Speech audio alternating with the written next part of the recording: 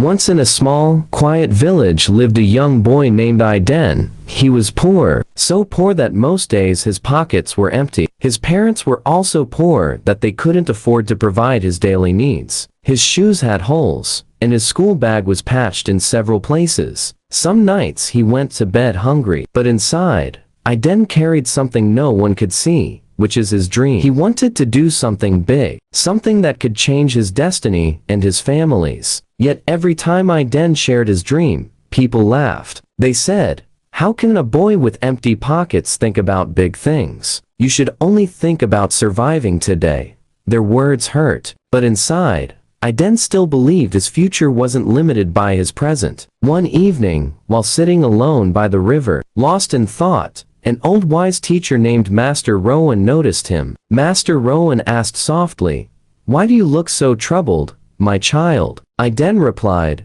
"Everyone says I can't do anything great because I'm poor. They say my dreams are too big for someone with nothing." Master Rowan smiled and handed him a small mirror. "Look into this," he said. "What do you see?" Aiden said, "I see myself. Tired, small, struggling." Master Rowan nodded. "Now look deeper. Can you see the fire hidden behind that struggle?" Aiden looked again. This time, something powerful, fierce, and alive stared back at him. "That," said Master Rowan, "is your belief. Most people ignore it and give up. But if you protect this fire, feed it with courage, discipline, and relentless effort, it will light your path even in the darkest nights." Master Rowan added, "People will try to cover your mirror with dust. They'll make you doubt yourself. But you must keep cleaning it with your actions. Keep seeing your true potential every single day." Aiden took those words to heart. From that day, he worked differently. He read every book he could find, learned from every mistake, and dreamed not just for himself, but to change his family's life. Life was not easy. His mother was sick and needed medicine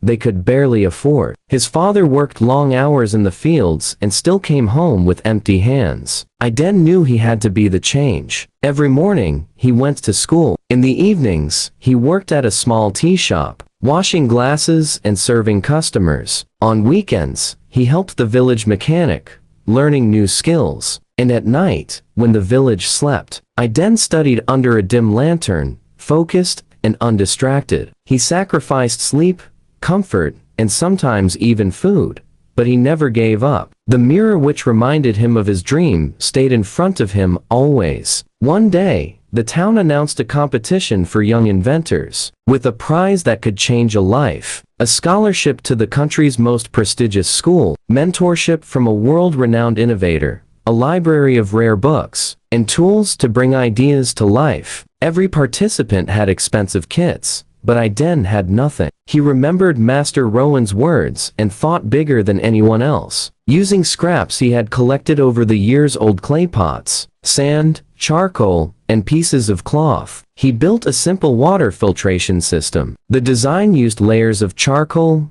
sand, and cloth to clean dirty water from the river, making it safe for drinking. It cleaned water cheaply and efficiently for families who couldn't afford it. When he presented his invention, the judges were stunned, not because of the materials, but because of the vision and ingenuity behind it. Aiden won. He received the scholarship, mentorship, and recognition that had once seemed impossible for a boy with empty pockets. The same people who once laughed at him now sought his advice. His mother's treatment became regular. His father no longer labored endlessly under the sun. One day, Master Rowan visited. Aiden welcomed him with folded hands. The teacher smiled and said, "You see, Aiden, the world tries to make poor boys think small, but those who dare to think big rewrite their story. Dreams aren't measured by the money in your pocket. They're measured by the vision in your heart. If this story sparked even a small fire in your heart, don't keep it to yourself. Share it with someone who needs courage. Like this video, subscribe for more stories of strength and wisdom, and remember,